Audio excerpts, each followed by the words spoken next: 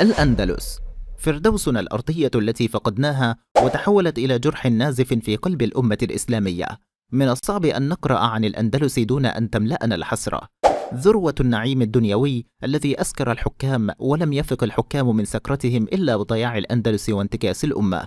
وعلى الرغم من ذلك لا يزال بريق الأندلس يلمع تحت الركام. واليوم سنتحدث عن جوهرة أندلسية وتحفة معمارية خالدة، إنها مدينة الزهراء.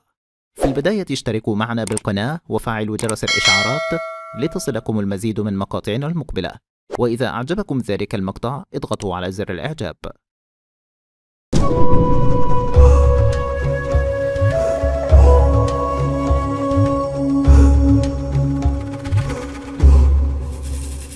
بناء الزهراء. بدأ بناء مدينة الزهراء الخليفة الأموي عبد الرحمن بن محمد الملقب بالناصر لدين الله، وذلك بين عامي 936 إلى 940 للميلاد، لتكون مقرا للحكم بعيدا عن ضجيج العاصمة القديمة قرطبة التي كثر فيها الناس والبيوت والأسواق حتى وصلوا إلى محيط قصر الخليفة. وقد بنيت مدينة الزهراء خلال 15 عاما، توفي خلالها الناصر وخلفه ولده المستنصر على مقعد الحكم، واستكمل من بعده بناء المدينة. لماذا سميت بهذا الاسم؟ يعد سبب تسمية مدينة الزهراء واحدا من الأساطير التي انتشرت حول تلك المدينة العظيمة، إذ يقال إنه كانت هناك جارية من جوار الخليفة الناصر قد أحبها حبا شديدا، وكانت ذات مال كثير، فلما حضرها الموت أوصت أن تنفق أموالها في سد حاجات المسلمين. فلما ماتت بحث الخليفة عن مسلم غارم أو محتاج فلم يجد، فقرر أن ينشئ مدينة ساحرة تسمى باسم جاريته. وصف مدينة الزهراء. ربما لهذا السبب حشد الناصر كل قوته وبذل أموالا كثيرة في سبيل بناء مدينة الزهراء، والتي وصفت بأنها كانت تشبه مدينة نيويورك مقارنة بقرية مكسيكية وقتها، إذ بلغت مساحة مدينة الزهراء 2000 متر طولا و900 متر عرضا، أي ما يقارب 2800 فدان.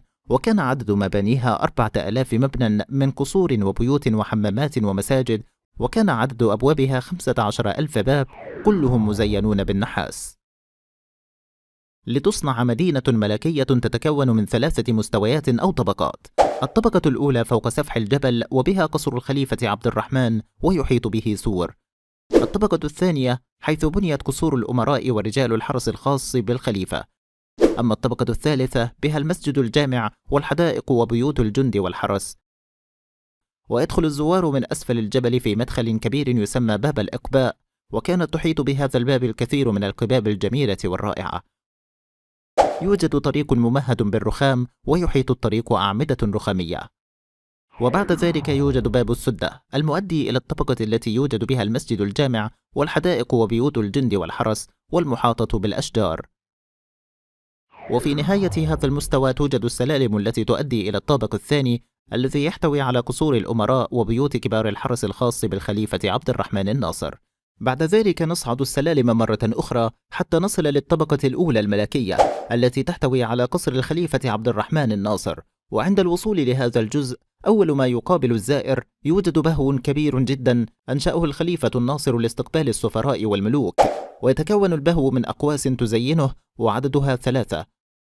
وبعد ذلك يوجد البهو الأوسط، وهذا المكان يوجد مجلس الخليفة عبد الناصر به، وبه عرشه الذي يحيط به مقاعد لأفراد أسرته ومقاعد للوزراء، وهذه المقاعد مرتبة ترتيبا محكما بحيث يكون لكل رجل من رجال الدولة مقعده الذي يلتزم به ولا يغيره. ويوجد بهوان آخران في الداخل يستخدمان لموظفي القصر وكتاب الخليفة. وكان في بهو الاستقبال أو البهو الكبير حمام سباحة مزين بالتماثيل، لذلك كان أعظم شيء موجود في هذه المدينة هو قصر الخليفة عبد الرحمن الناصر، والذي أجمع الناس على أنه لم يبنى قصر يقارن جماله في الحضارة الإسلامية. ومن طرائف هذه المدينة أن الناصر كان يصرف لسكان المدينة 13,000 رطل من اللحم يوميا، بخلاف الدجاج وباقي أنواع الطيور. أخيرا، على الرغم من فخامة تلك المدينة الرائعة وما أنفق من مال وجهد في تشييدها، فإنها لم تبق مركزا للخلافة إلا لمدة 40 عاما فقط، إذ بنيت مدينة الزاهرة في عهد المنصور بن أبي عامر، وتحولت الزاهرة إلى عاصمة للأندلس، وفقدت الزهراء بريقها السياسي. ثم ازدادت الأوضاع سوءا في ثورة الأمازيغ، إذ تم اجتياح المدينة ونهب ما كان بها من تحف نفيسة قبل أن تسقط الأندلس وتتحول الزهراء الباهرة إلى أطلال. تم اكتشافها عام 1910 من قبل الحكومة الإسبانية، وعلى الرغم من ضخامة الكشف الأثري فإنه يقال إن ما تم اكتشافه حتى الآن يعد 10% فقط من المساحة الحقيقية للمدينة الأصلية.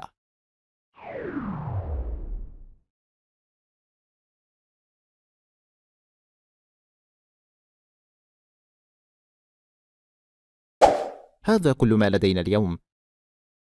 شكرا لكم على مشاهدة الفيديو. لا تنسوا الإعجاب به والاشتراك بالقناة لمزيد من المقاطع المقبلة.